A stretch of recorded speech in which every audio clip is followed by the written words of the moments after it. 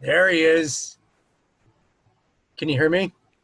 I can hear you. Can you hear me? Yes. Yeah. All right. Awesome. I think that's better.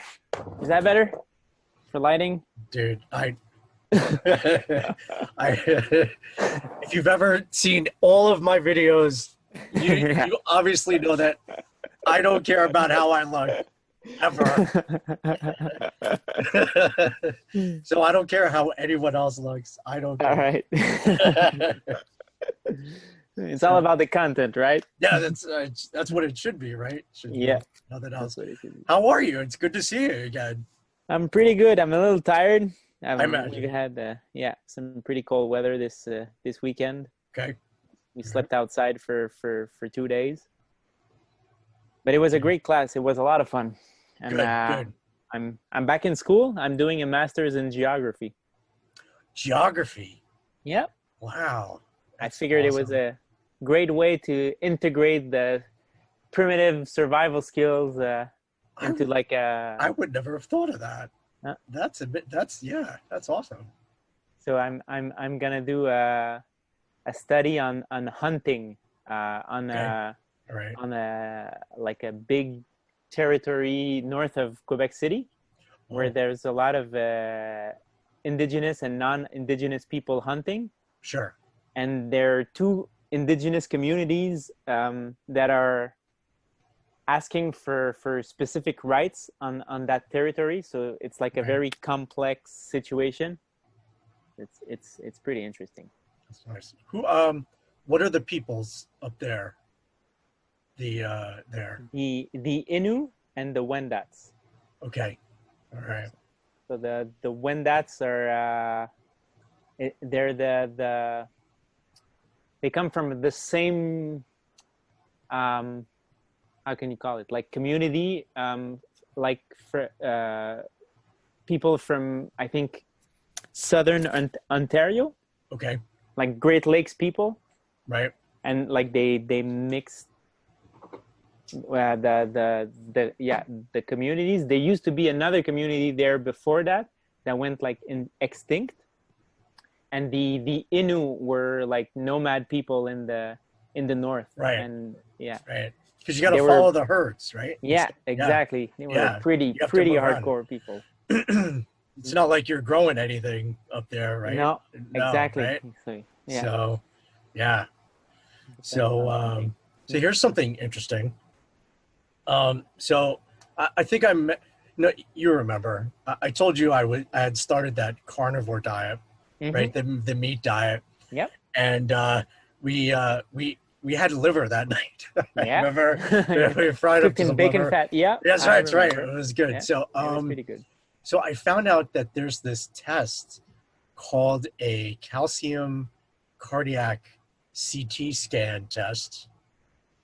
And basically, if you have plaques or obstructions in your heart arteries where you have Mm-hmm. a heart attack, right? The plaques that are obstructing or narrowing your cardiac vessels, it collects calcium as a mineral. Hmm. So if you take a CAT scan and you scan your heart and there are calcium deposits, then there are plaques there Hmm. that are probably evidence of like you're getting ready to have a widowmaker or something like that, right? Okay.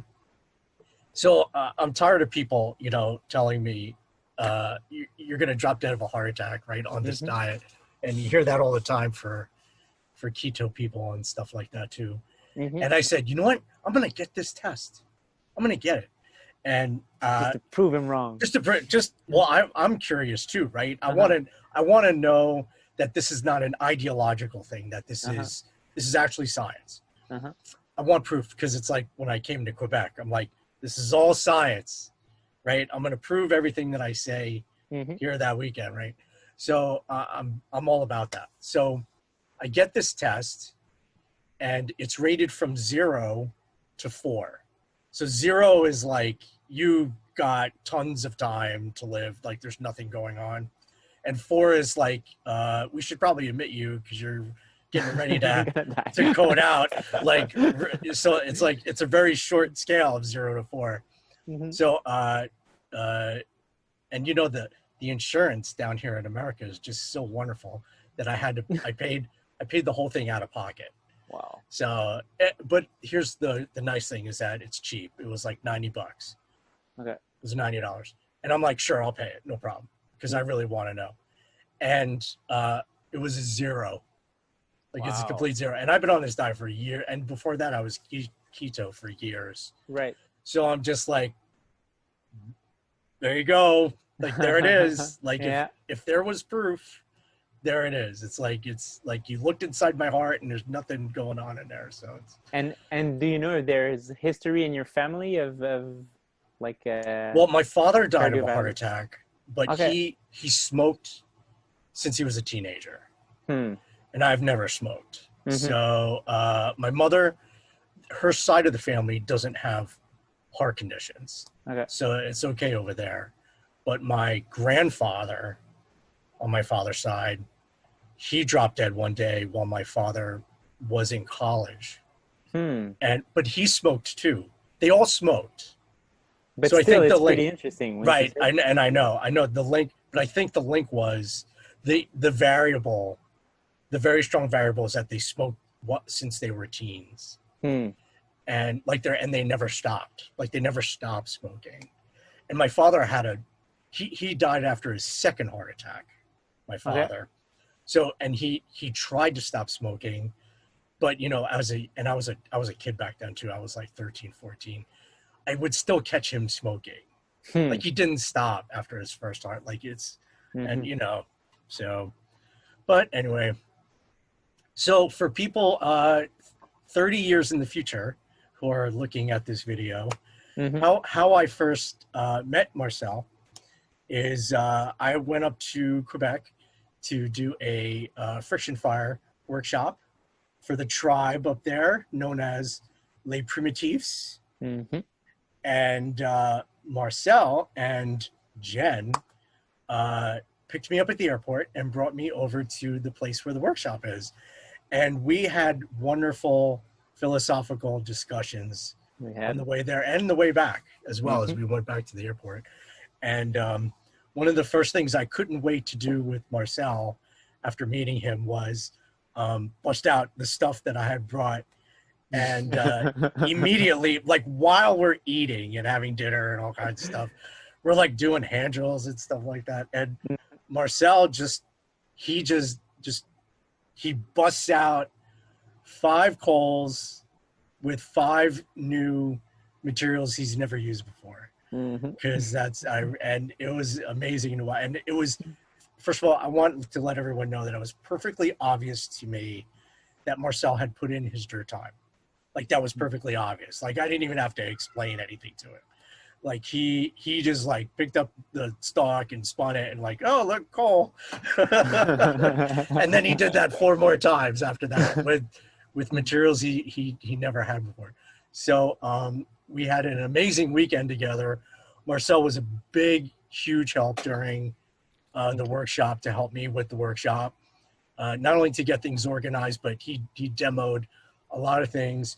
And I have to tell you, Marcel is such a natural teacher. It comes so natural to him that even when the workshop is like near over at night, he's one of those people that's still helping people try to do the methods, you know, when like it's after dinner, people are trying to rest, it's been a long day, but people are still trying. And there's Marcel right there with them going, go, go, go, go, you can do this, right? And giving them pointers and stuff like that.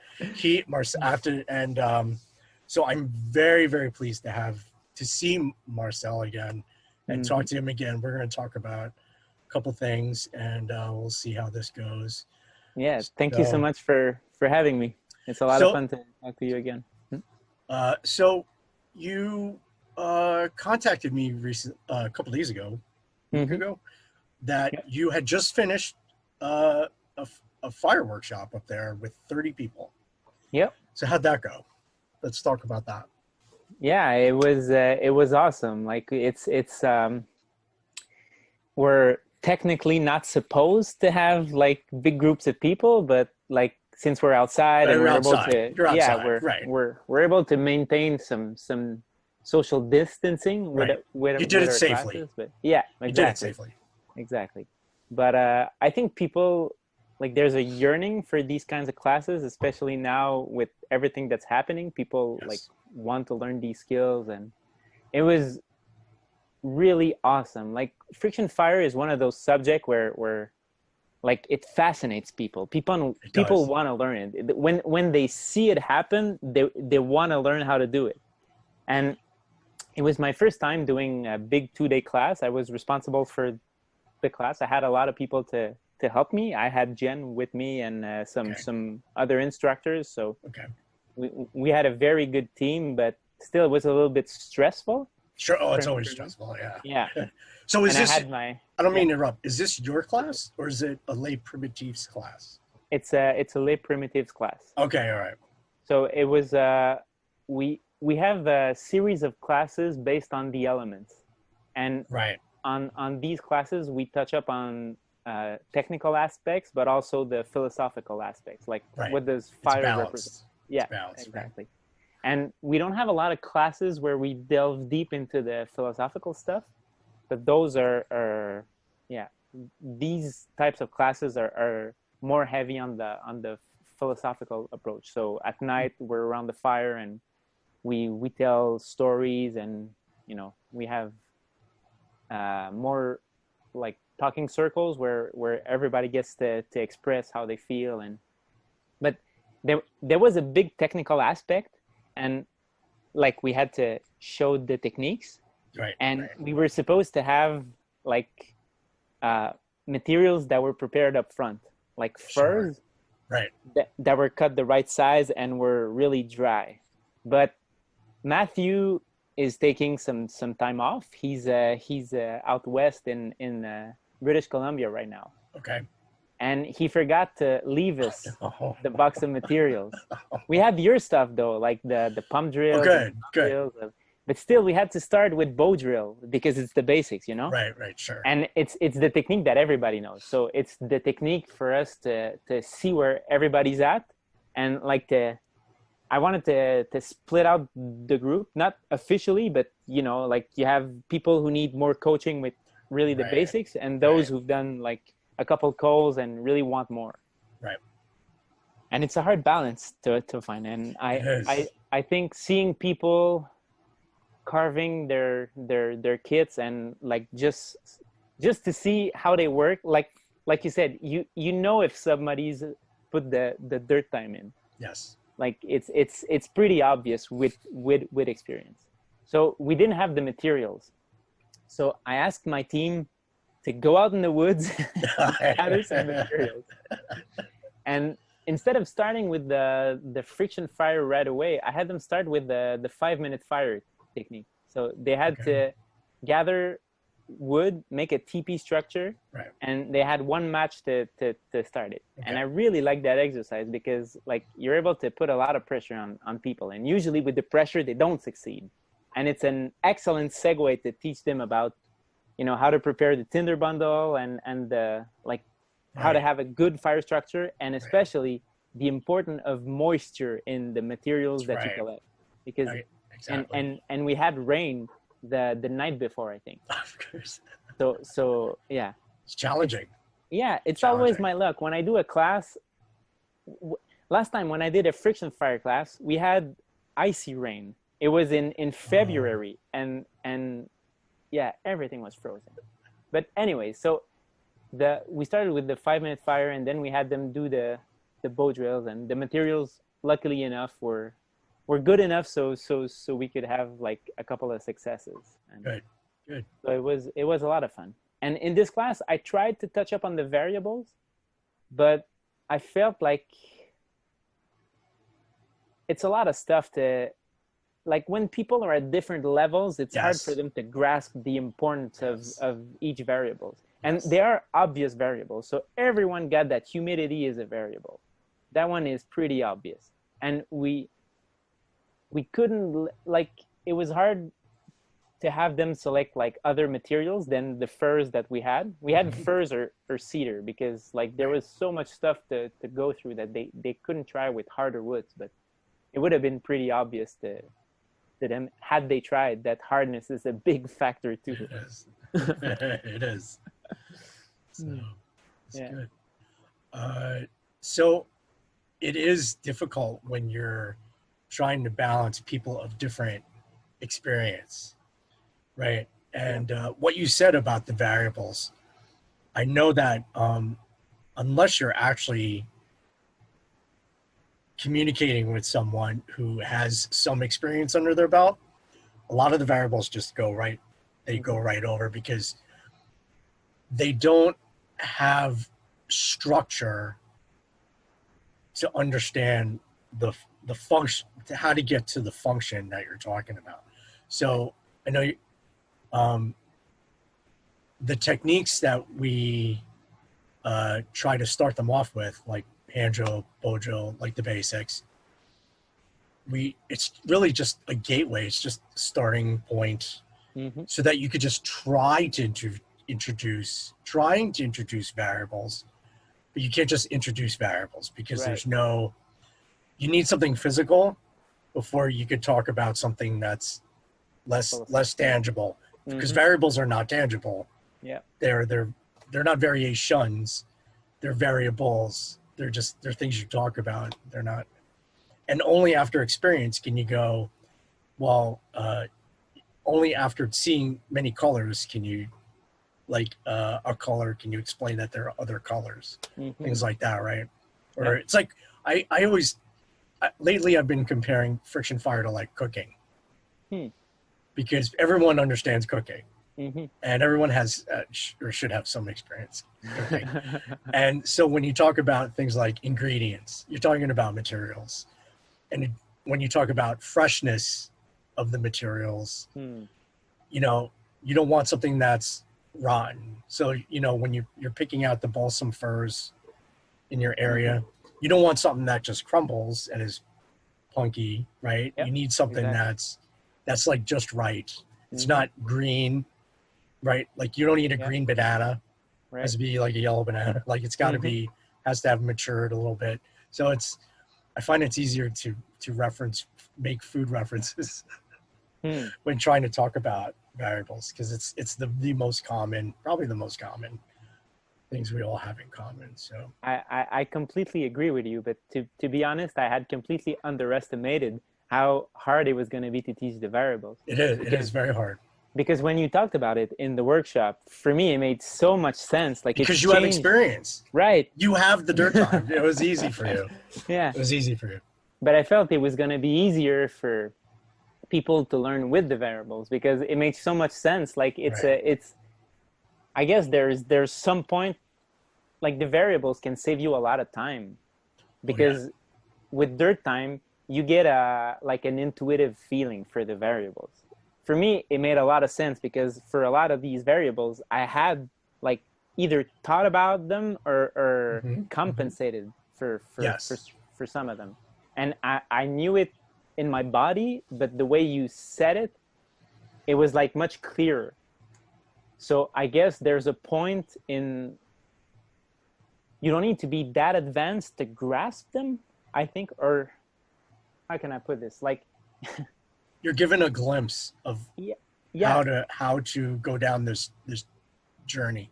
Exactly. And I would really like to do a class aimed at teaching the variables. So doing exercises that, you know, put emphasis on certain variables. Like if you were to try to drill at an angle, what happens when you drill at an angle?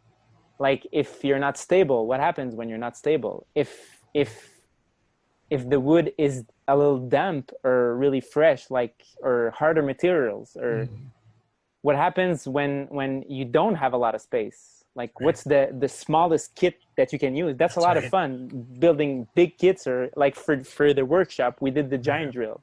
Right.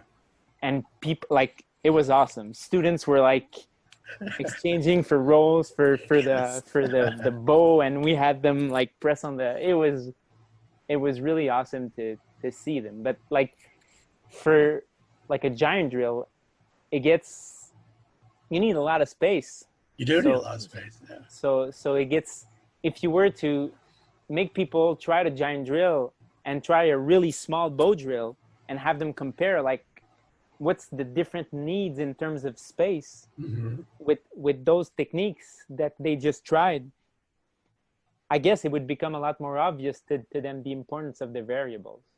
But we would have to do like a recap, and I guess it would have to be the whole weekend themed on the variables, and have them, you know, repeat them over and over, so they could like come out with them, like integrate them more. But I guess that would be like an intermediate level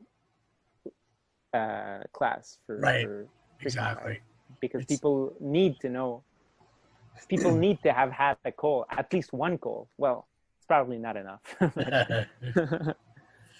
So one of the most important things that I first learned in martial arts, and secondly at tracker school where I used to work, was that you have to really let people get their experience, okay? And then when they're ready, then you can continue helping them, help guide them. And until they do that, because it's all on them really, you can't. So when you get the idea of different level classes, they really do get smaller and smaller and smaller, because less and less people really go farther with their experience and practice and experimenting and trying things out. And so it's not easy. And I've realized that over the years that a lot of people, it's really a very few people that are going to try to take something pretty far. But that's with anything.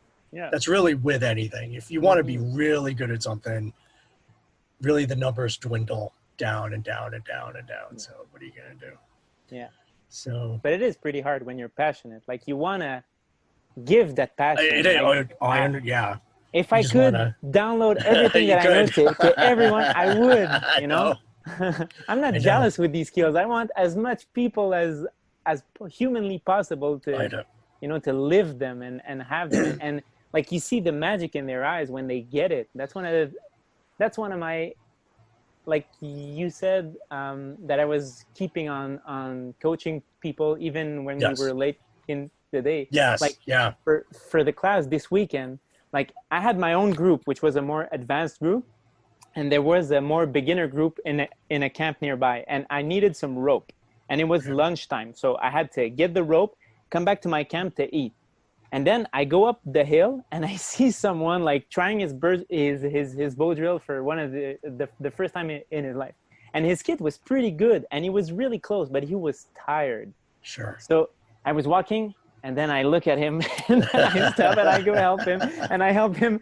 And then he has the coal and then he blows it into flame. And you see the magic in his eyes. Like he was kind of shocked, and it was awesome. And that never gets old. Never gets old. It never does. Never gets old. This is one of the hard things, I think, because I really want people to get this and bring it home with them. And for me, it was hard because I think it took me like a year to get my first goal in bow drill. I was pretty bad, but you know, I persevered through it. And I guess this is one of the things that make me good at coaching people, because when I see the mistakes, I've done all of them multiple times. And I got discouraged and I stopped for a while, and then I tried it again and got discouraged again. Which is perfectly normal. Indeed. Like when you see the people do it, like you really want them to I know go you want through, it, because you want it for them so badly. Yeah, I know. because it's awesome to get on the other side. It's magical. It's so much freedom. It's Phryction Phyre is magic. It's pure magic. I agree. And like you're the first one who told that to me. But these skills belong to everyone, and they belong to no one. Yeah, Right. That's right. It's like no one person. They belong to no one person. It's like humanity's Humanity gift, owns it. you know? Yes. Yeah. So it's really magical. Like you're not actually giving them fire. You're opening a door inside of them so they can get the fire. Like the teaching people how to fish. You give fish to a person for one day, That's right, and right. he eats for one day, and teach him how to fish, and he can eat his whole life. So it's the same thing that we do coaching these skills. You're allowing them to always do it, which is pretty cool, I think. There's something intrinsic about that I find with teaching this, that it's almost selfish. The feeling when you've helped someone, like getting their first call. There's something about wanting to be there too with them and sharing that moment in their lives that they will never forget, like your first call. So it is amazing. But I want to segue into something that you just said.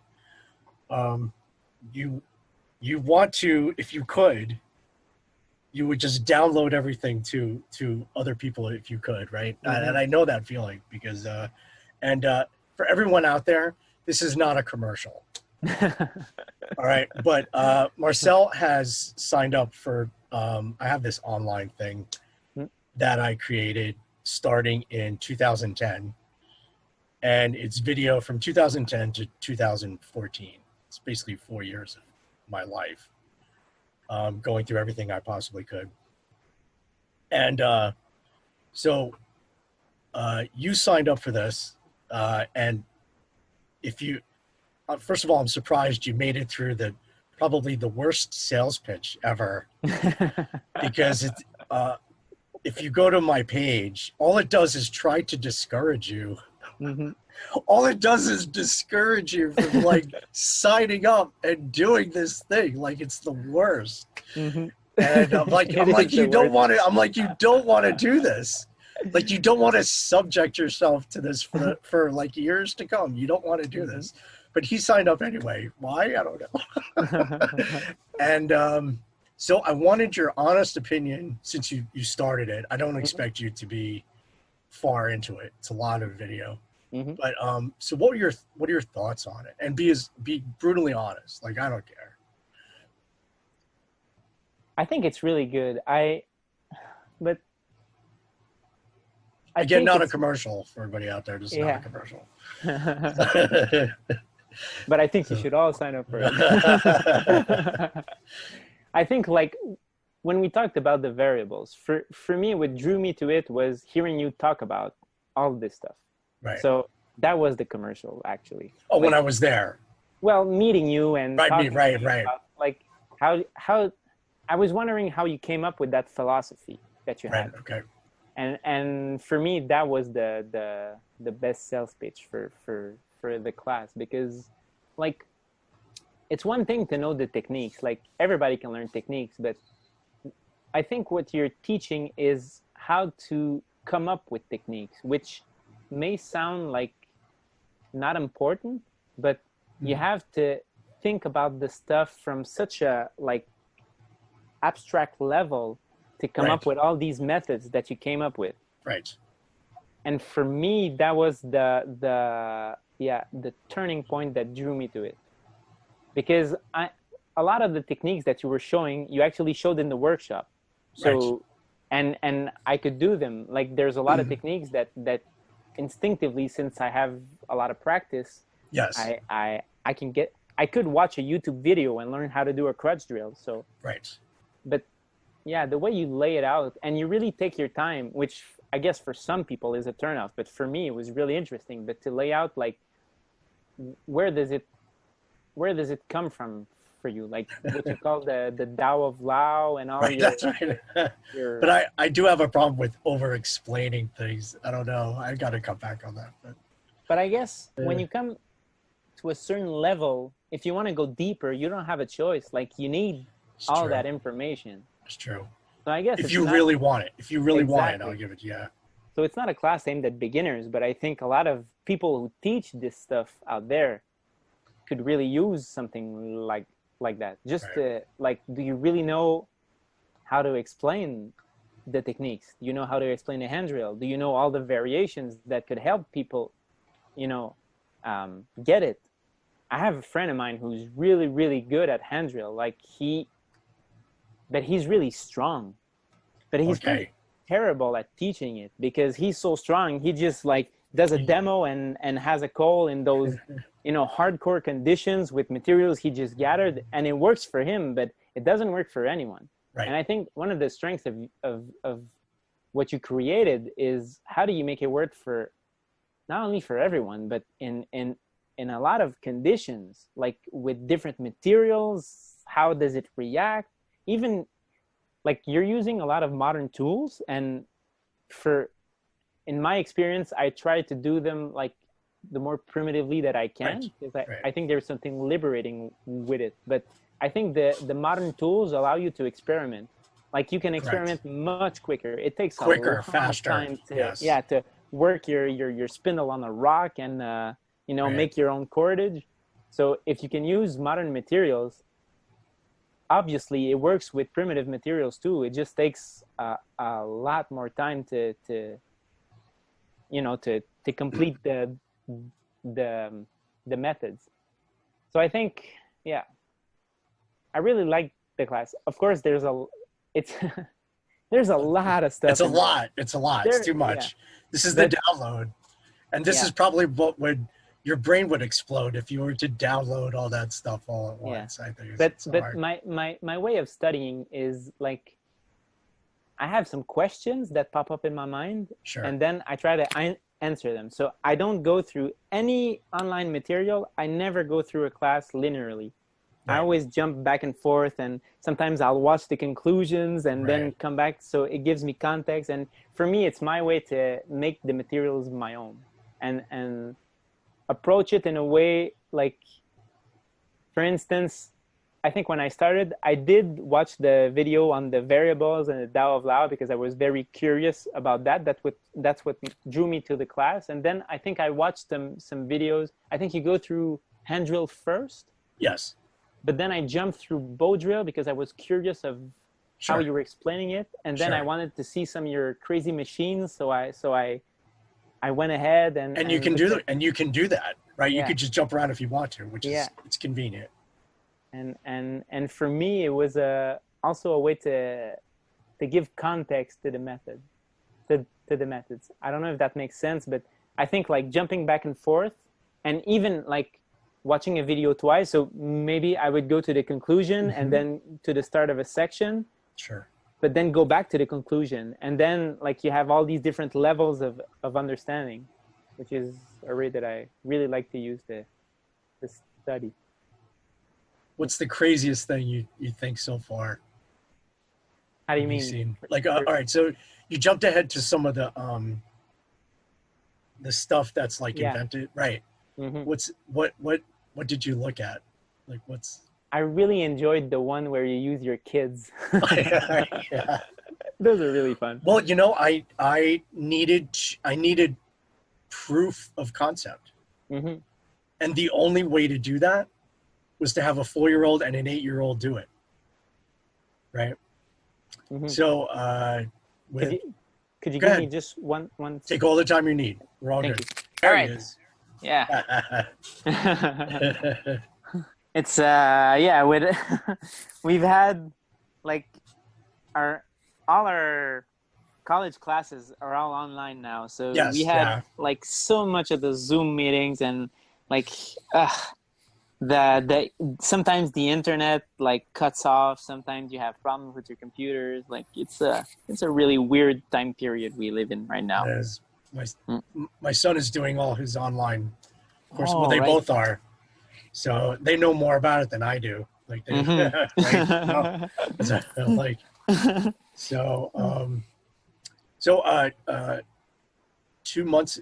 July. In July, during everything was locked down here, and my CPR, my BLS was expiring for my nursing license. So if I don't renew it, I'm out of work. Practice.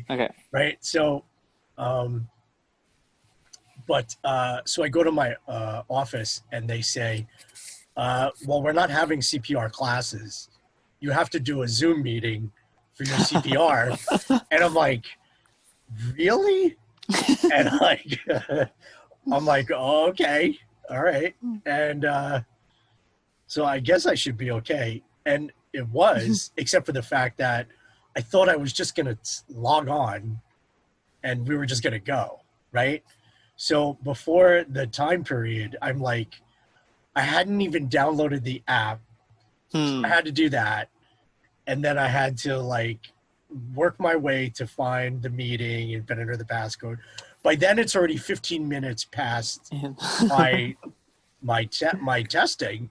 And I'm like, and here's the thing, like it's the day before the expiration, like of my license. So I'm like, he's not going to let me in this meeting. I'm like, I'm not going to be able to work. So somehow a half an hour after I was supposed to meet this guy, he lets me in the meeting. And I'm like staring at a blank screen that says, waiting to be let in, waiting to be let in. It was half an hour. And he let me in. He asked me 5 questions and I passed. And I was like, oh, my job is saved. And I was like, I was pouring sweat. I was sweating bullets. I can imagine. And that's my first Zoom meeting. And I still have anxiety over it. So I'm like, I'm gonna have that meeting with Marcel, and I'm sweating bullets. I'm having post-traumatic stress disorder. But I ended up having more problems than you, so I guess you have good karma for. I guess, honestly. Well, I worked out all the bugs before this meeting today, so at least I thought so. So where were we? We were talking about your class. So the videos with you said kids. the kids. We were talking about the kids. So I'm like, really? The thought was one of the main questions that had to be answered was if this process of how to transmit this knowledge is factually true. Okay. Where that I think that anybody could do any person could do this as long as the variables are balanced. Any person could do it. Well, then I would have to get a 4-year-old to do it. My daughter's like 4 years old. So I'm like, well, what can I do to get her to, like, what can a 4-year-old do? Right. And then you saw she jumps up and down on a treadle, right? I'm like, well, if that's her energy transference, well, then I just need to figure out how to balance all the variables to make that work. So, and I'll tell you what, each and every one of those ones that you see after the basics. So the last basic is Phyre Thong, right? Because there's 8. There's 8, right? 8 basics, plus not including the variations. Not there's 8 basics, not including the gaucho. The gaucho's drill, which I say is like the 9th. It's the 9th basic. After those, each one of those answers a question. Each one of those answers, like there's the Klingon weapon one, which I talked about. That answers 2 questions. That silly Klingon one, that answers 2 questions. Can you turn a drill only halfway and halfway back? It's like, can you turn it 180 degrees and turn it 180 degrees back? Not a full rotation, and still get a fire. So the answer to that question scientifically is yes, you can do it. And then I had to go even farther than that because I'm just a glutton for punishment, right? Can I do a quarter turn? Can I only go like 90 degrees turn and back and still get a call? And the answer to that question is yes. So each one of those things, following all the basics, answers some odd, strange question that that I just thought up and had to answer for myself. Mm-hmm. So it kind of goes along that line. I may not be totally clear on the question, but it answers a question. Mm-hmm. So I think it is fairly clear. Like, yeah, with what you come up with, the answer clarifies the question, right? it should. It should, Yeah. hopefully. Mm-hmm. So, but the origin of Phyre Dojo comes from all my martial arts experience, like all of it. Mm-hmm. Everything from the variables down to understanding the details of all the methods. Like the way I describe the methods comes from in the Bujinkan dojo in our martial arts. They all represent the Kihon, like the 8 basics. Mm-hmm. They all represent the basics, and so everything after that is just waza, or everything else after that is just Variation. play. It's all play. As our soke in Japan, our head sensei in Japan would say, he would just go play. And that's, so the second half of all of that is all it's play. It's just playing around as it should be after you kind of get an idea of things. So that's, I want to get other people to at least get to that point. Because of where you could just play, because please correct me if I'm wrong. One of the main goals of people who do wilderness survival skills when they do Phryction Phyre is just, they think that once they've at least tried every method, they're done. Like they're just like their goal is, well, I've tried that method and I've tried that method and I've tried that method. Okay, I've ticked all the boxes. But I'm like, my philosophy is, no, you just got started. Like you just warmed up. Like you now are at the beginning of your journey. I agree, which echoes in Japanese martial arts, your first black belt level is the shodan. Exactly the level at which you start. That's what you just started to understand it, black belt level. Yeah. It's an amazing but a lot of people don't, especially people who've never trained. It's a very hard concept to it get. Is. So it's not easy. And it's hard to get across as well. Like people have a hard time getting it, but like when you're in the position of a teacher, because it can get like challenging for people's ego to tell them like, it's really good what you've done thus far, but you know, it's only the beginning. It's only the beginning. Yeah. And people who really get it, like start to have a lot of fun with it. And like, it's really artificial to say like, okay, I have to do the 8 basic methods of Phryction Phyre and then I know my fire, but like, that's not what it is. Like you can't count like that. And you can't. Like there's a point where I'm teaching Phryction Phyre to my brother, which he now lives in Belgium. So I'm teaching him through videos. He already saw the techniques. He went for a class at Les Primitifs, a winter class where I had him sleep in the snow without a sleeping bag. You guys are so brutal. Like I don't know. we live in a brutal climate, so we don't really have a choice. But so he's really interested in those skills now, and like he has a lot of fun doing like pottery, and like he started making his own sandals with cordage, and he has a lot of fun, and he's playing with those skills. Good. As you should. You should play. Yeah. Should be fun. Exactly. Should be fun. But I'm trying to teach him the Phryction Phyre methods, and like he's starting to get more confident. But so I told him like you have to get at least 200 calls to start talking about it. But for me, I know that the 200 calls is not really important, because when you try to get to 200 calls, at some point you lose count and the number is not important. It doesn't matter. Yeah. Which is the point that I want him to get at, you know? So when you in my martial arts that I practice currently, I do a lot of kung fu.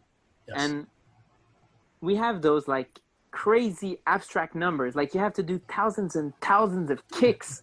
Yeah. And it's really hard. But like when you're starting out, when the teacher says we're gonna do 1,000 kicks, you're like, no, he's joking. It's like, or that, like there's a count for 100 punches, and we're supposed to do the 100 punches in 10 seconds in Wing Chun. So when you're starting out, it just doesn't make sense. But there's a point where you just surrender to it, and you're having fun, and the number the number isn't important anymore. Right. Because the number is like, yeah, it's so far out yes. that you'll never be able to reach it. And so like there's a Zen saying about the way being more important than the objective you're trying to get at. That's right. And I think when a lot of people are starting out, they're really focused on what they want, like the objective at the end. But it really is about, you know, the way and the path and the experimentations and the mistakes and the trials and the errors and all the shit. Like this is what makes it really fun, and this is when those skills come alive. It's But years, it's, years and years, years and yeah. years. You have to know. Years and years. Years and years. Yeah, but at some point you stop counting because it's not what that Right. it's not what is important anymore. It's not important. Mm-hmm. But yeah, it's hard to get people who are starting out. It's hard to get them to that point because they don't have the experience. I think it's a lot easier for people who have done this type of training in another like area in their life. Right. So I think a lot of people who get interested in survival skills, if they had martial training, for them it makes a lot of sense, and they know how to train. Right. Like they don't mind the intensity. They don't mind doing something like thousands of times. Right. And I guess for artists, it's the same way. Like we have some musicians that would come to the classes that got pretty good because, you know, they don't mind like working on a piano for hours on end, like just doing the scales and the really technical, boring and they know stuff, repetition. They understand repetition is key to just do it over and over and over again. Exactly. So it's good. Hmm. So what have you been doing things with children with the skills? My girlfriend has 2 children. Okay. So I love them as if they were my own, and I really want to transmit everything that I know to them, and they're really interested. But as a parent, it's you never want to be pushy about those these kind of stuff it's a because fine line. Exactly. Yeah. So I always wait for them to show interest, and then I show them more stuff. So when I got interested in Phryction Phyre, they would try the bow drill, but it's pretty hard for kids to do a bow drill.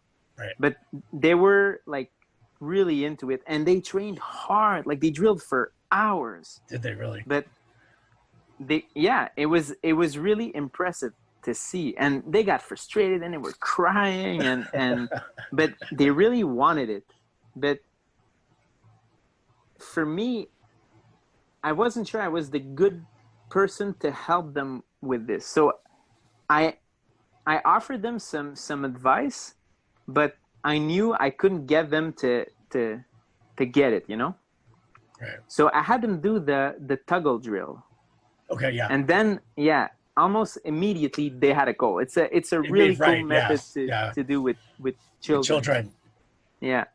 So they had this feeling of getting the goal, and they were really excited. And then I had them do. They're 11 and 13. So it's a good age. That's a good age. Yeah. So I had them do together the toggle drill, and they managed to get a goal. Like both kids working together, which was pretty awesome. And last weekend they were at the class, the Phyre Workshop that we had. So I pulled out the pump drill that you made. Oh, the Purple Heart. Right. and I showed it to the class, and almost immediately the kids wanted to try it out, and they were able to bust a cold with it. Were they? I was pretty happy. That's amazing. Yeah. So I even had them demo the toggle drill. Have the kids demo, and then all the adults in the class, they have no excuse after that. Exactly. So it's like look, it's like there's proof right there. Exactly. And we did the toggle drill on the second day. So the first day I had them do bow drill, and a lot of we had a lot of successes, a lot of really people getting really, really, really close. Yes. And then the next day I bust out the toggle drill and the pump drill to show people you have to know your basic, but if you really have to get a fire, that's right. There are other methods. That's right. That's true. Where you absolutely can get a call, and children can get a call with these methods. But I think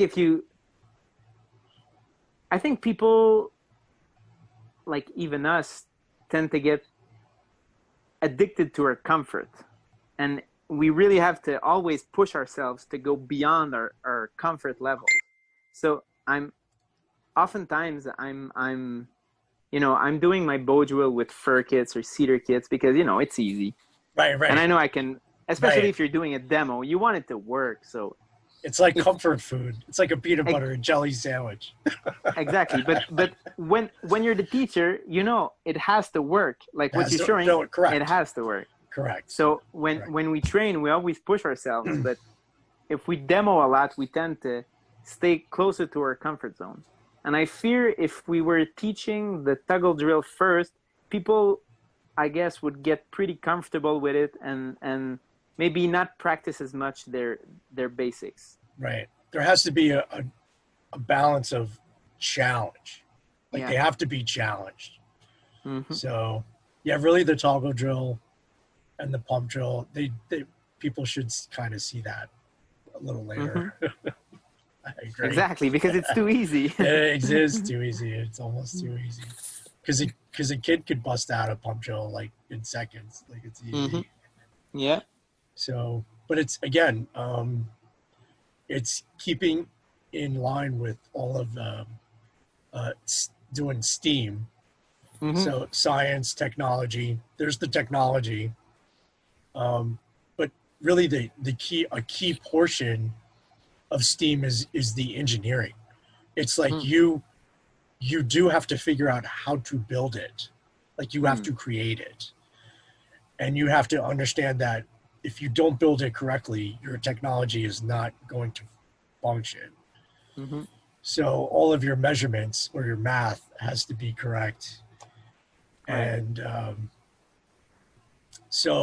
And proof of concept is going to be the science. So I'm very big on teaching Phryction Phyre as a STEAM concept, but I try to mix in some I'm sorry about that, philosophy and things like that. But I think the philosophy comes after. Once you get the fire and you feel the magic, then you can talk about the philosophy. But you can talk about the philosophy all you want. If you don't know how to start a fire, it's true.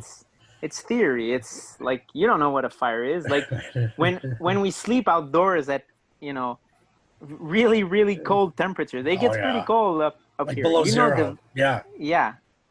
You know the value of a fire. It's life-saving. Totally. And the value of the sun, the fire in the sky, and the warmth, and it's easy to be theoretical and a little new age with all these skills, but when you go into the harsh reality of nature, a lot of it starts to make sense. True. And it gets pretty tangible when you're in a horrible situation. So which is one of the reasons why Phyre Dojo is named spelled that way. Mm-hmm. And for those who don't know, Phyre, fire, means a life-supporting fire. Mm-hmm. It's not just any fire. It's not like my house is on fire. It's a fire that supports life, which is what is the philosophy in the name. So it sits there. So it's always up front. Mm-hmm. So And have I you? think one of the like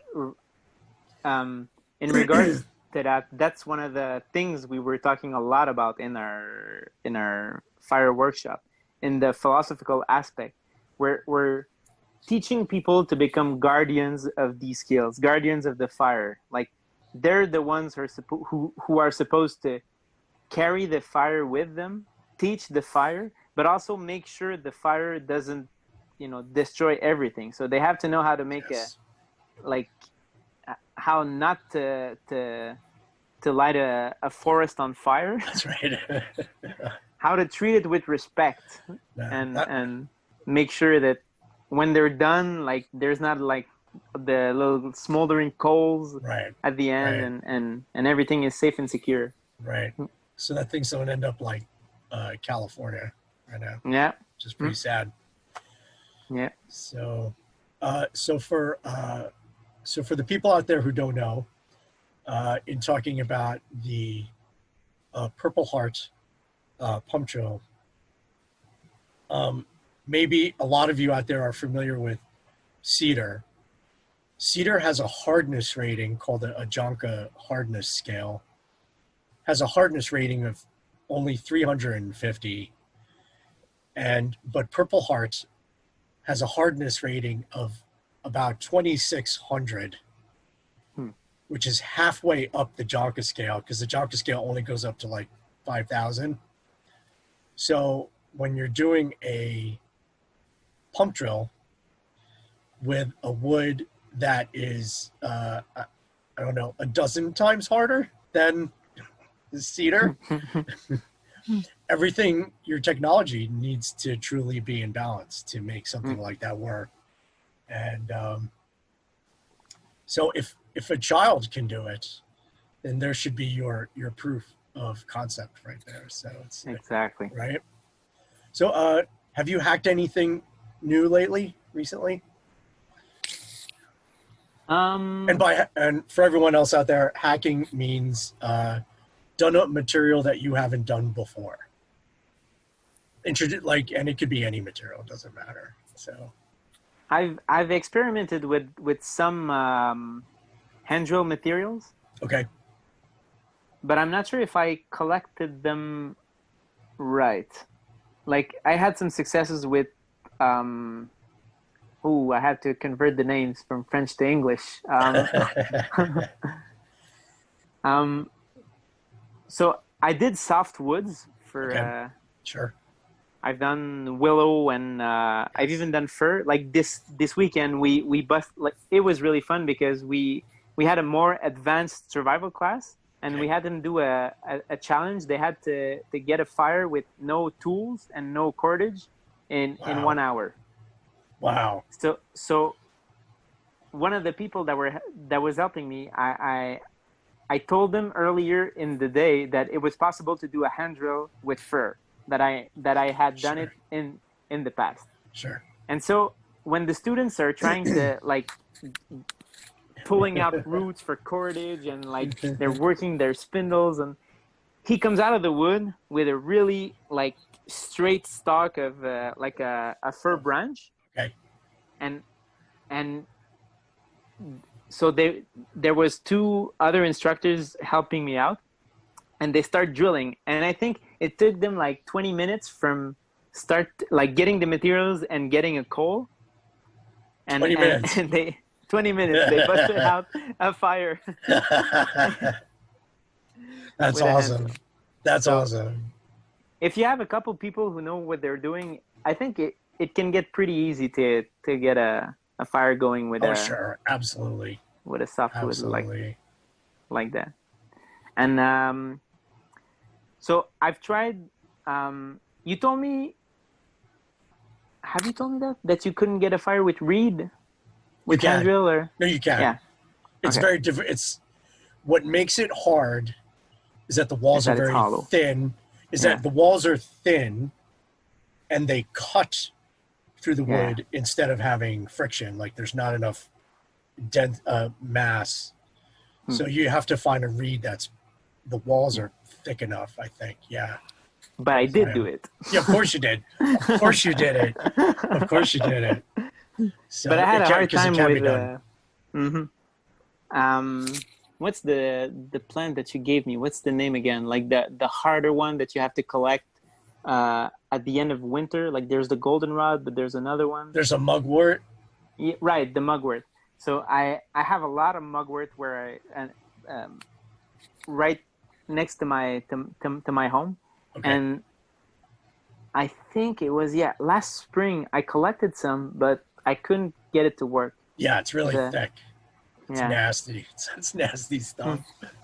And I couldn't get the goldenrod either. But I think this is something that people, I think, underestimate a lot. But collecting the right materials, like once you have the good materials, it's pretty easy. If you have a lot of their time, it's pretty easy. But collecting the right materials is pretty hard. This is very important where the variables come in, because things like, just as an example, like mullein. Mm-hmm. Mullein has a large pith, like a lumen, right? Mm-hmm. But mugwort and goldenrod do not. Like they're almost solid wood. They're almost all wood. So that's an incredible amount of surface area, and it's usually enough for it to unbalance anyone, even someone with experience, to not be able to like light it up. It's why I always tell people, if it's not a hand drill you can't float, you should not be doing it. Mm-hmm. You have to have perfect materials to do hand drill, and if they're not, just stay away from them. Just do a different method with those materials. It's going to be ego that gets you in the way, and it's going to be painful for you too. You're going to learn a real lesson if you just try to hammer away at that. It's like banging your head against the wall. So what do you? I completely agree with you. Yeah. So. But I think for sometimes the wood gets a little like punky, but but it's so subtle. Like, you know, on furs, I collected enough of them that I can look at the color and see if it'll work or if it won't work. Right, because you have experience. You have experience with that. So oftentimes you will collect a kit, the materials look perfect, and you will drill and drill and drill, and you'll get a lot of smoke and a lot of like the dust, but it'll never work. It will never light. And I think for hand drill, I'm getting at a point where like there's some materials like for mullein or burdock, I know how to collect them to make them work because I've collected enough. But like for those other materials, I think it's pretty hard as of now to like really find like see them, looking at them, knowing if they'll work or not. So this is one thing that I want to work on. Yeah, because harvesting, it all begins with harvesting. Like it begins there.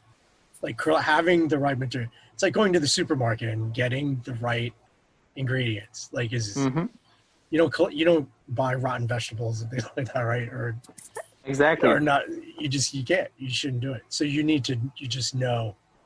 It's like your grandmother who could pick up a melon and thunk on the melon and know if it's ripe. I'm like, you look at them like, how would you know? She goes, I just know. Right? Yeah. They go, I just know. It's unexplainable. It's not. It's like, how do you do that? And I'm like, oh. And they never teach you. No, exactly. They never explain it's experience. It to you. It's experience. You just have to know. They probably saw their grandparents do it, and probably. They picked up thousands of melons. It's amazing, right? How they do that. Is there anything you want to discuss or talk? Oh, so us poor folks down here in America don't have access to your TV show. So what do you think about that? What's going on with that? So, because I honestly haven't seen any of it, like none of it. So I'm a little ashamed to say I haven't either. right. But you were there, right, for a lot of it. Like you don't know what the edits are and how they piece it together, right? But I was there for one episode. Okay. Ironically enough, we had a lot of troubles getting our fire. So we were up north in the boreal forest. Okay. And it was which is really rough ecosystem, right? Yeah, it's rough. And it was I think it was in September or October, and everything was really, really, really damp. Like these are like spruces and firs with a lot of moss on the ground, so everything is always really damp and moist. Okay. So we had to do a debris hut we did a variation on a debris hut for 5 people. Sure. And we covered it with moss, which was fine, but like everything was really wet. Right. And another additional challenge that we gave ourselves was we had to wait 24 hours before we try to get a fire. But without the fire, we couldn't drink. So we didn't have we were dehydrated, and we picked up some mushrooms. Like I knew some mushrooms that we could eat in the regions, and we had like those big mushrooms that looked really, really good, but we couldn't eat them without a fire. So we had to get the fire. Yes. That's a good example of a life-supporting fire. Yeah, definitely, absolutely. Yeah. And so there was 5 of us, and I went out in the woods, and like I was pretty confident. Some would say arrogant a little bit, but that's right. I went out in the woods, and I picked up some, I think it was a dead fir. Okay.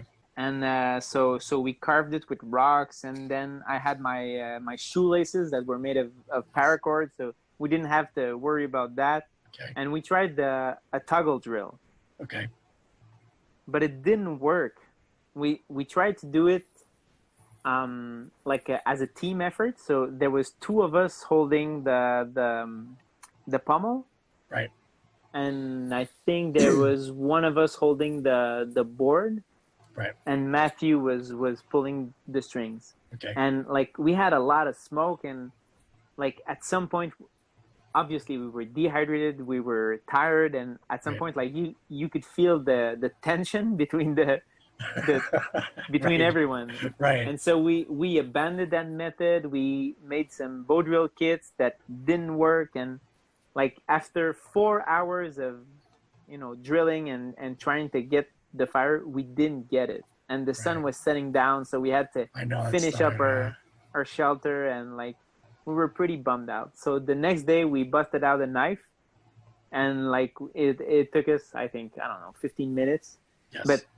But I went out in the woods, and I gathered like 3 perfect dead firs. I think it took me like an hour and a half to find the right materials, because I knew that it was really, really, really important that we got the fire, because we were thirsty and we were hungry, and we had to get the fire. Yes. And obviously there were cameras rolling, and right. like you look pretty bad on a survival TV show if like 2 days in a row you can't get your fire. So people want to see the drama, though. They want to see.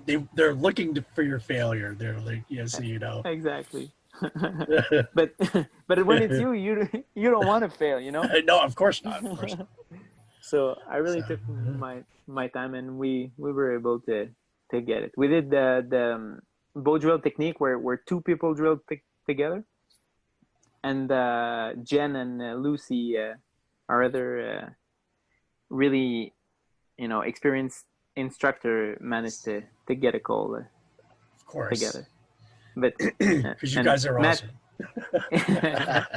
But Matthew and I tried to do it alone, and we were so tired and dehydrated. We couldn't like drill straight, so the girls got the fire for us.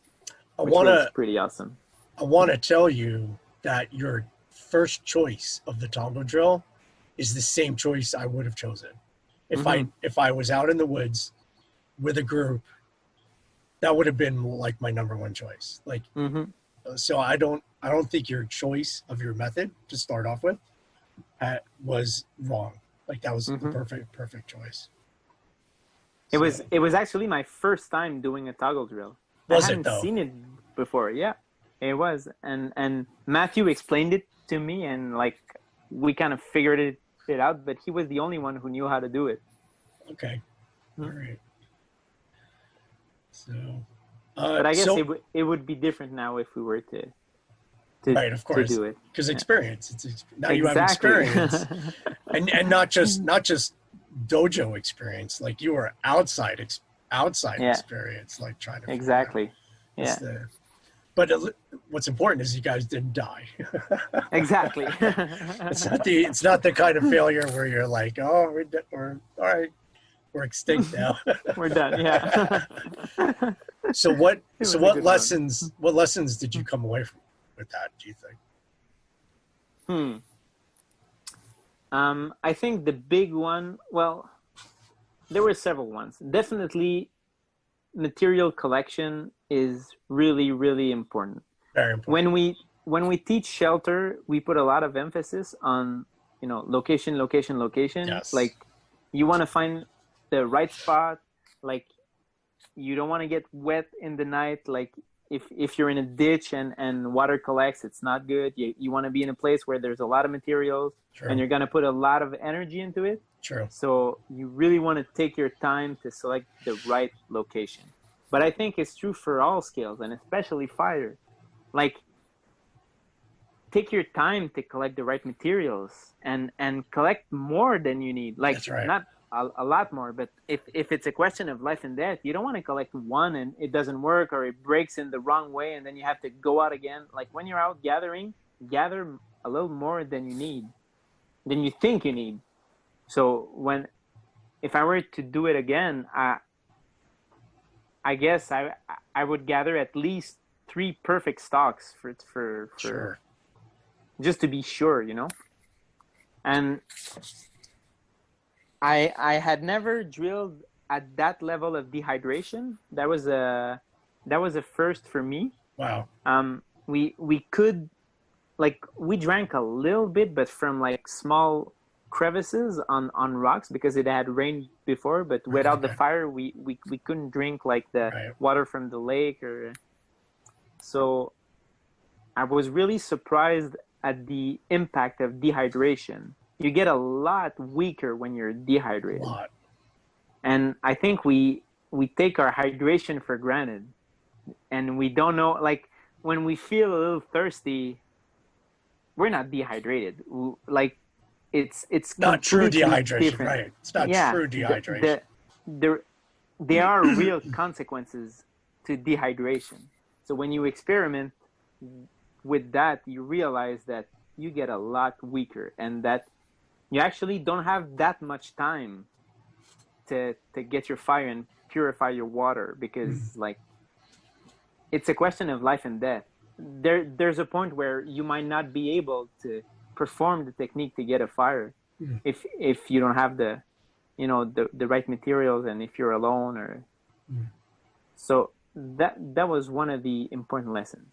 And I guess the other one is, well, it's pretty obvious, but when you're a group and everyone is tired and like sometimes it's hard to work as a team. Yes. And you start to work against each other because everyone wants to succeed and everyone has a lot of experience and everyone has a lot of good ideas. But you have to balance it out if you're trying to get a success, which can be pretty hard, especially if you're having a hard time. Like, it's easy to follow someone when everything is going great and someone tells you, oh, you should do that, and then it works. It's easy. But when someone tells you you should do that and it doesn't work, like, obviously you're gonna reflect on what's happening and have an opinion about it. Right. But when there's 5 people, there's 5 opinions. And when everybody starts to give their opinion, like, it gets frustrating. Yes. And everyone wants to succeed, but I'm not sure that it helps in that situation. But, the next day we were so tired and I guess we weren't in the same headspace, and we were able to, like, very humbly work together, and so I think we learned a lot about that. But being with a new group, it was our first time, the 5 of us, doing this type of experience, and I think like we had some friction, trying to get our fire, some on a human level, which was interesting, I would say. And that sounds like an amazing but extremely rare experience that anyone would have in practicing Phryction Phyre.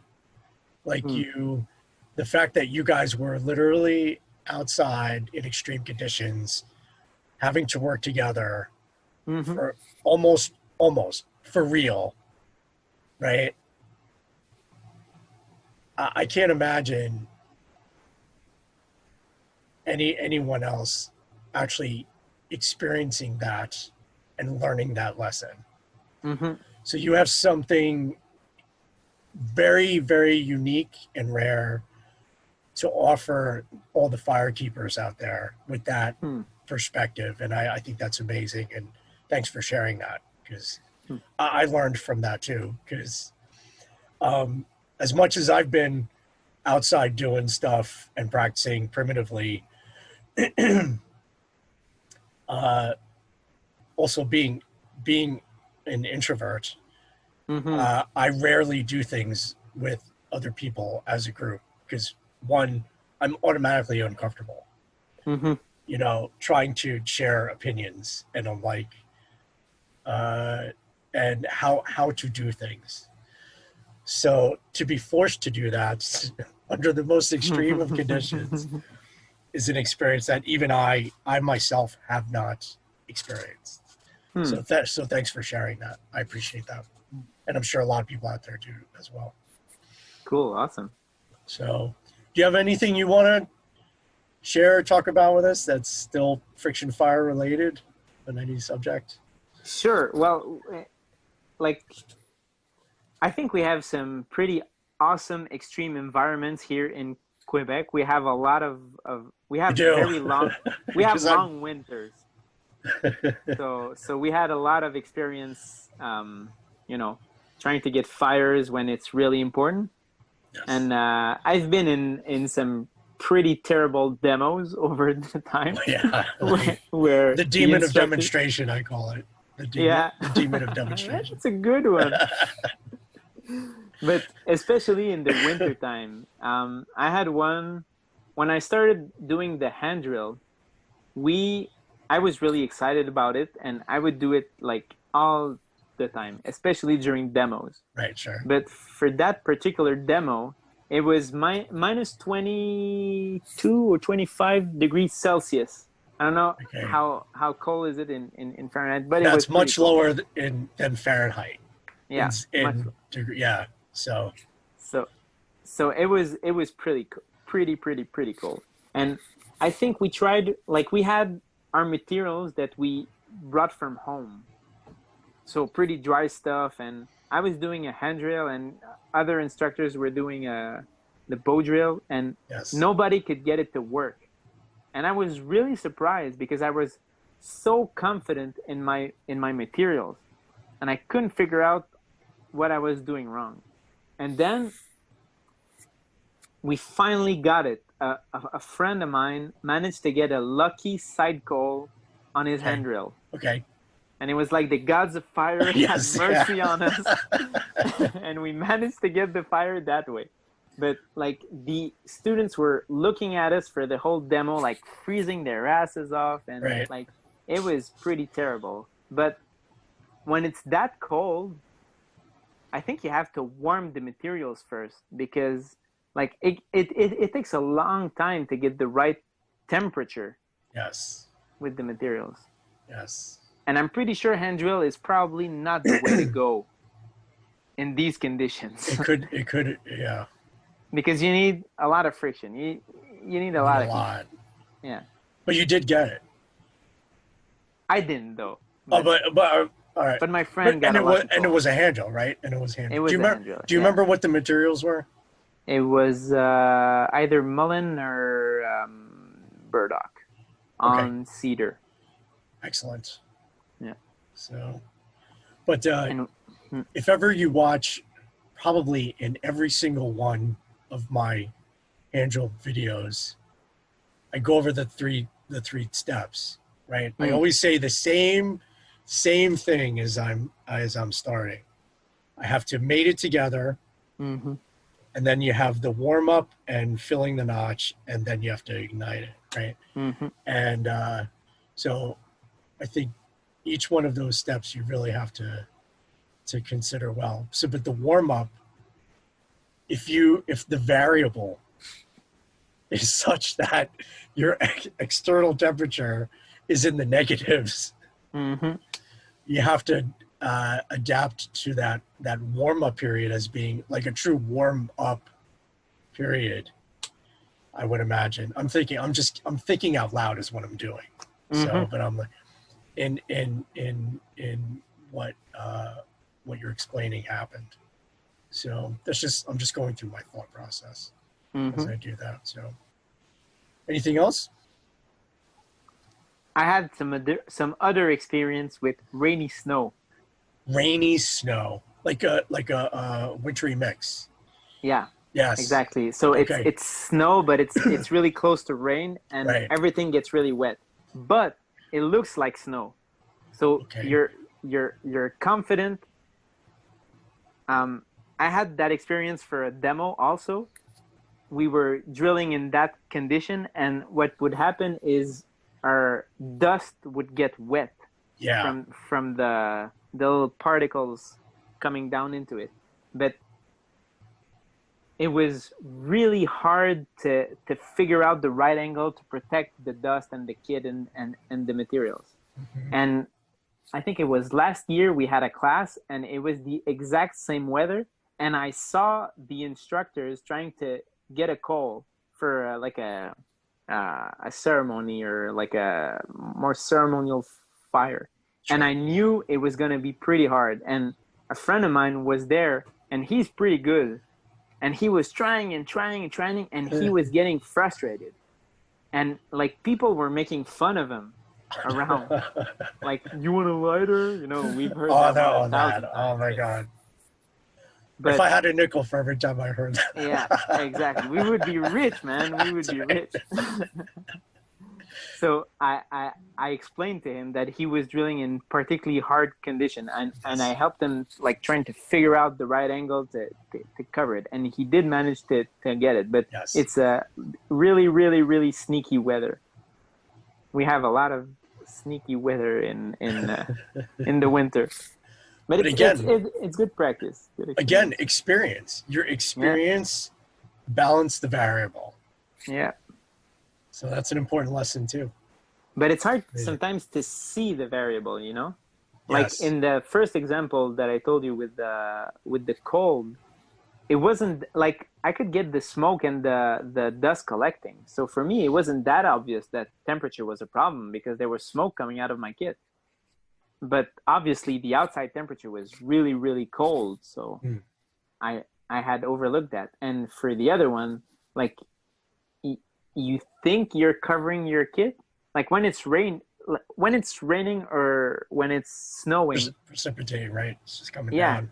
Like you go over your kit, and there are ways to cover it. But the way some types of snow would, you know, swirl with the wind, and like it has a certain unpredictability, and like when it's snowing but it's pretty hot, everything gets damp. So it's really hard to, like, you think you're okay, but actually everything is damp, and there the humidity variable is really hard to balance because of that.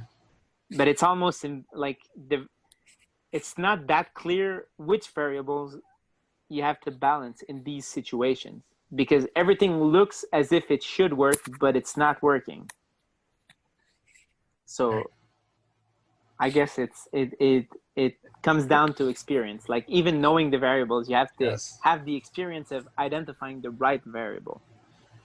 Well, and that's how you come across learning how to balance a variable, is when everything seems like it should work, but doesn't. Mm-hmm. And then you have to like literally go through the list. Like, could it be that? Could it be that? Could it be that? Like, you just like literally go down. Like, is it really too cold?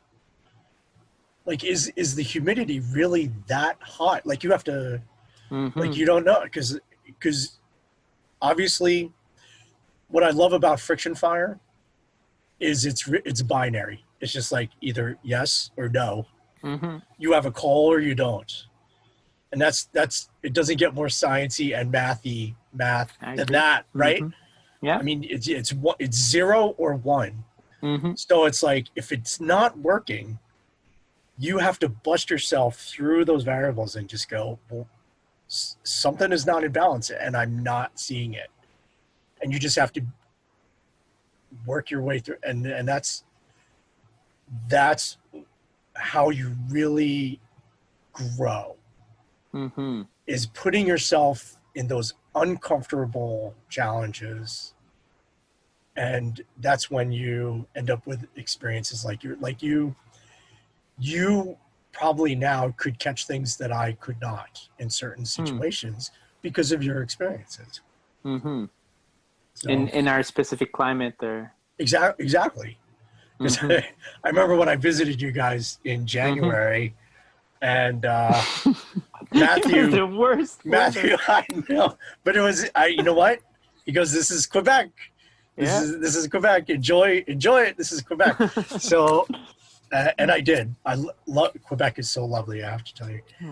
And but Matthew invited me to sleep outside, and I'm like, I had to humbly tell him, I'm like, I'm sorry, but like when I'm teaching, everything is 100% teaching.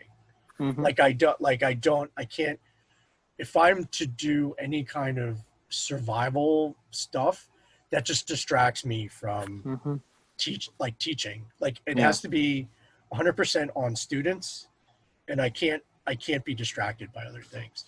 So as much as I would have loved to have experienced a Quebec night in the outdoors, I had to pass, unfortunately. So as you know, when things were starting to close down, you and I are kind of still hard at it with the students in the out on the floor. Yeah. I saw you. I was like getting ready to like settle in, because I'm planning. So going from Saturday to Sunday, and it's Saturday night, and I'm like planning, like I'm thinking about what I'm doing. Like, all I do is think about teaching, and I'm like, okay, here's what I'm doing Sunday, and I like have to get ready for this. I have to plan about that. And as an introvert, I kind of have to do that by myself. Like, I need my space. But then I look down, because I was upstairs. I look down and I see you with the students helping them out. And I went downstairs, and then you saw me. I kind of showed up, and I'm like, you can't help yourself. Exactly. You can't help yourself. It's like you with that kid you saw struggling in between lunchtime getting the rope. Like, you can't help yourself. No, exactly. Like you have to for people that want it, for people that really want it, you can't hold yourself back. Like, you have to help them out. Let them get it. Help them get it.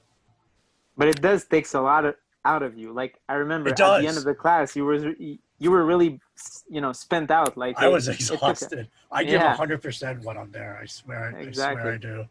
And so. I had that feeling when I did the Phyre workshop 2 weeks ago. Like, I was dead at the end. Right. Like, I really gave it my all. Like, I really wanted everyone to have that such perfect experience. Right. But it takes you have high expectations of like what you want to teach and get across. Not quite that right. It's always not quite. Almost. And yeah, exactly. But it takes a lot of energy.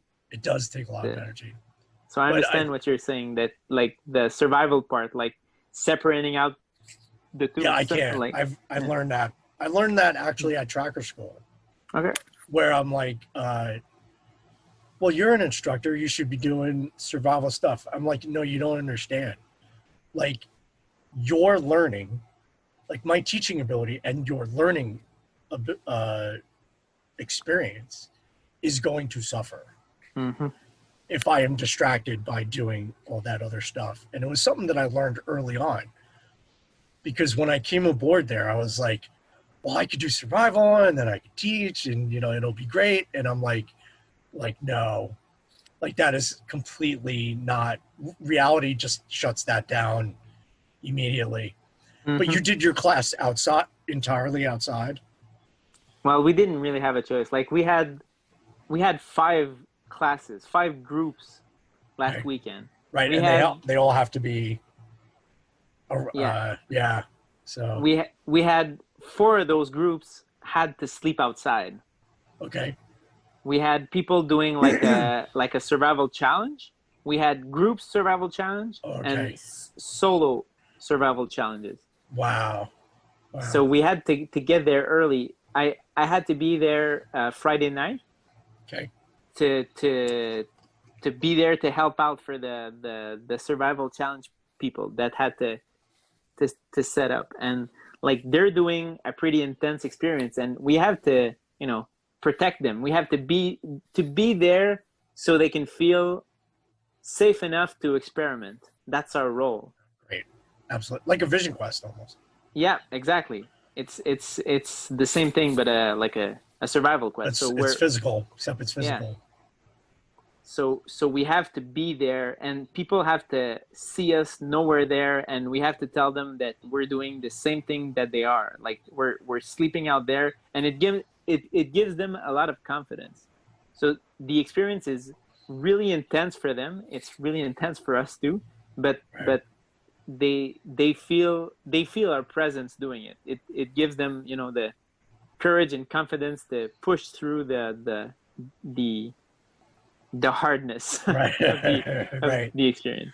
Right. But it was like I'm getting more and more used to it, and like I have, you know, big fur coats to sleep in, which are pretty comfortable, and so I'm getting more used to it. But I definitely didn't get enough sleep that weekend. That's right.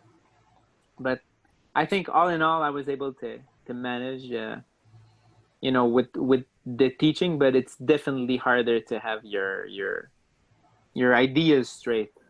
Like you have to be really, I don't know, experienced. You have to have a lot of dirt time to be able to pull that off. Right. I think. But how do you get that dirt time? You just have to. You do it. You just have to do it, and you have to. Exactly. You have to. Fail at some things and succeed at others, and you learn from that, and you do it again and again and again. Exactly. Right. But I would say, like, doing it is probably not enough. You have to try to live it. Like, if you're living these skills, like, you're always thinking about them. You're always trying out new stuff. You're always pushing yourself. It's always in your mind. And you organize your life around your practice, which is what I did. But, like, it's really hard to do that. I think, like, from what you told me, you had your passion and you gave everything to it, and everything was in support of your passion, like training in martial arts and doing these wilderness survival skills, and you gave it your all. Like I did. Your life, your life was built around it. Yes. And I think for a lot of people, much to my parents' disdain, and everyone in my family's like, but it's hard to understand. Like you see these incredible artists that dedicate their lives to their craft. Yeah, and people appreciate the art, but they don't appreciate what it took to get the art. Exactly, like, that's right. All the sacrifices. That's right. Like, it's not an easy life. No. Sacrificing everything for your passion. Like, people might get envious about what you're able to do, but are you willing to do the sacrifices that allow you to get there? And sacrifice is not only training, because training, you know, several hours a day for years is the easy part. The hard part is, you know, you're not gonna get a stable job if you want to train for hours on end in these skills. So you won't get a lot of money. You will be like financially unstable. So you have to adapt your whole lifestyle, which is, you know, a big sacrifice for a lot of people. If you're passionate, you just described my entire 20s and 30s. Exactly. But you know, I live like that. I know Jen lives like that. Matthew lives like that. Like a lot of our people at Les Primitifs, which I think is one of the things that draws people to us, is that we're really living those skills. Like we're giving our all to it. For us, it's not something that we learn in books. Like we're out in the fucking snow, in the rain, the most horrible conditions. That's right. Like we're pushing ourselves and experimenting and having fun with it. Yeah. You're in it, yeah. But we're not. Nobody's forcing us to do that. We just like doing that. It's our passion. Right. And I think, like for us, like what you did in your 20s and 30s, probably it wasn't even a choice. Like not doing that. It didn't feel like it to me.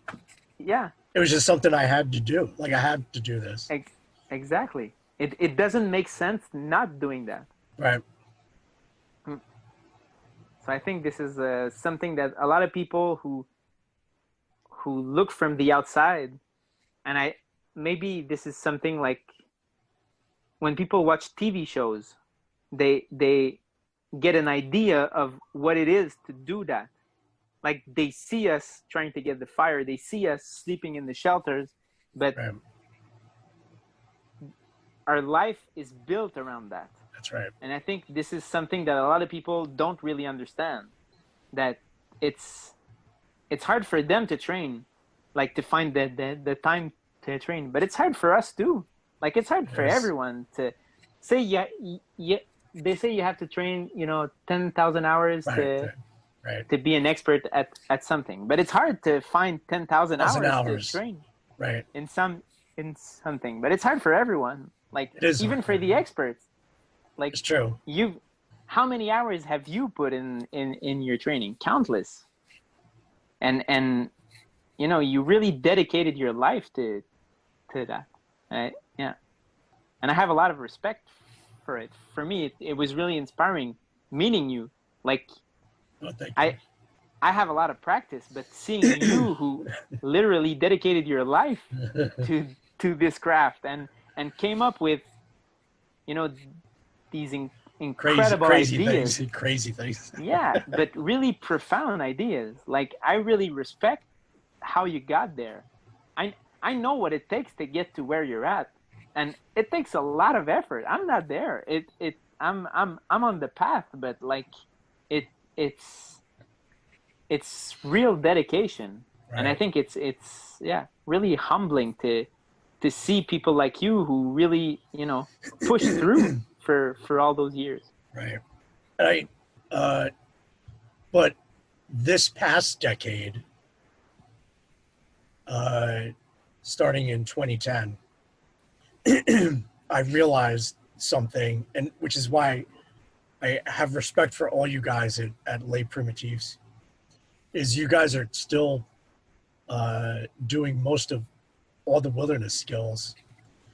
But in 2010, I made a conscious decision to give all of them up, like all of them, everything except for fire.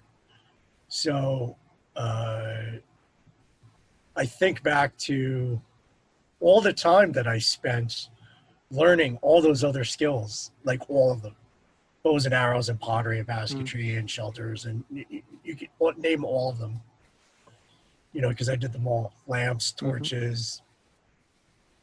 And I think that I just put everything on a shelf after all those years, like since I was like 16 years old. I just put everything on a shelf and just went, I'm just going to do one. It's kind of weird. But if you want to be good at something and you know that that's your thing, there is, as you're saying, there is sacrifice involved. Like you're going to have to make real life-changing decisions and choices if you want to, on how you're going to spend your time. And time is the only true resource we all have, right? Because it's limited. Like if I live to be 100, I've got 48 years left. Because I'm 52, right? If I live to be 100. So my time is ticking.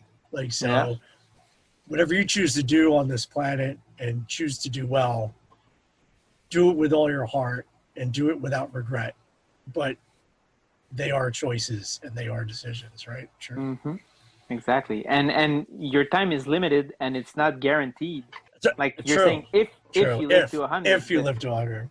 You never know. You never know.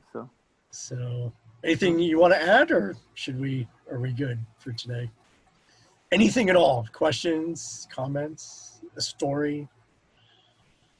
We didn't talk a lot about the values. You sent me a book that I haven't finished yet on the values, and I think it touches on your idea of like your Tao of Lao and the idea of Phryction Phyre with the way that you're that was a big foundation right there of everything, because it's part. So in training in the Bujinkan dojo, my sensei is Jack Hoban in New Jersey, and one of the most important teachers of his life was a college professor who was a U.S. Marine who was on Iwo Jima. He was the seventh replacing lieutenant on the island for a squad, rifle squad, because the other 6 were killed.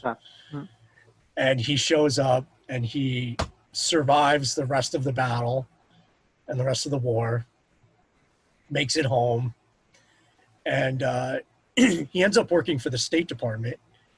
And he is basically on a quest to solve the ugly Americanism cross-cultural conflict problem around the world after World War II. And he just went around trying to solve all of these problems that would have resulted in thousands of lives being lost if he had not solved his problems correctly. And if you ever, if anybody is curious about his life story and this book, it's called Values for a New Millennium. It can be found on Amazon, but if you want to email me or contact me for a copy, I can get a hold of one for you. But a lot of the survival philosophy, not just in warriorship, but I found it to be parallel with wilderness survival.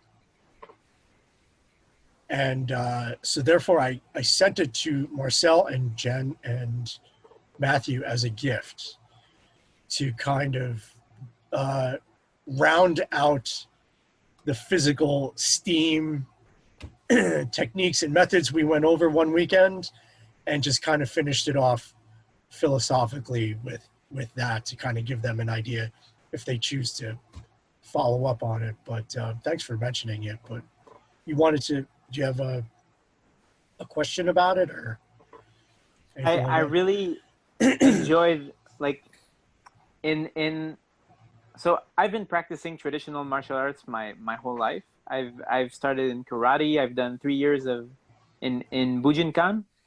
Yes. And it's been 10 years now that I'm doing traditional Chinese martial arts.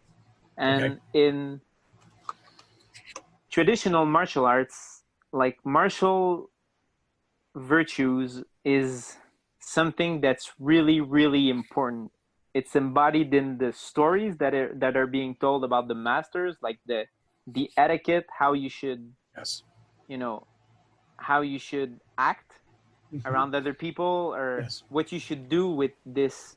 Like, basically, we're teaching you how to kill in a class.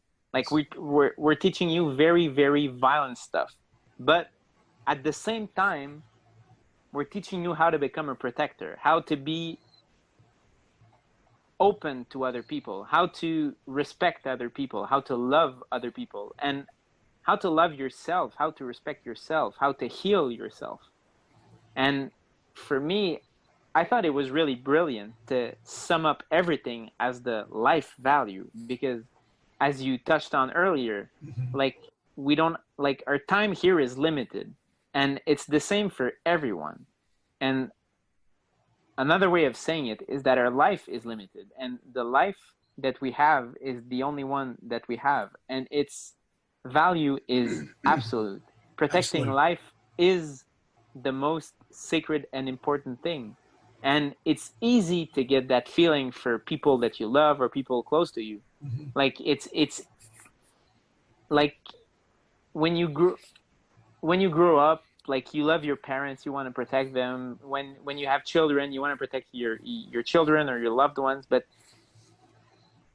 to really extract that life value philosophy and applying it to everything as a means to understand other people, that all everybody is trying to do is to maximize that, that one variable that they have, the what to do with their life. That's the ultimate question. And I think sometimes we can disagree with other people, but like fundamentally it all comes down to that. Like, how do you want to live your life? And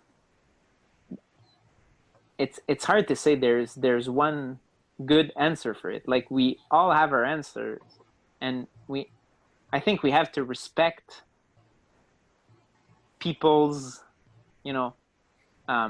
process of finding that meaning to that life that they have. So I think that I completely agree with you that this philosophy is central to survival skills and martial training, and I was really happy that you sent that book to me. It was really interesting. I have a lot of things to read, so I haven't finished it yet. I hear that, yeah. But I got a stack of books too, which I have yet to go through. But I think you'll, I sent it to you because I had a feeling it would be well received, especially you. And but I think you'll particularly love all the stories, like, because Dr. Humphrey was a detective. And if you love the detective stories where you have a problem and you have to solve that problem, this is a wonderful, wonderful book in that sense. If you could, like, especially when it comes to relieving suffering and saving lives, this is an excellent book. So awesome. All right. Anything else? We good? Talked about the children, yeah. I think so. Yeah. I can't wait. My wife, she was so jealous when I went to Quebec. She wanted to come, and I wish that she could have, but she was working, and but if we could have a weekend to go somewhere, my wife and I agreed we would go to Quebec because it's a 2-hour flight right up there to Quebec from Newark, where we're at.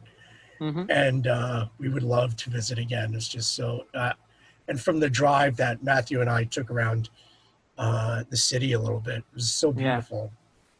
It is a very beautiful city. It's world class. It is, basically.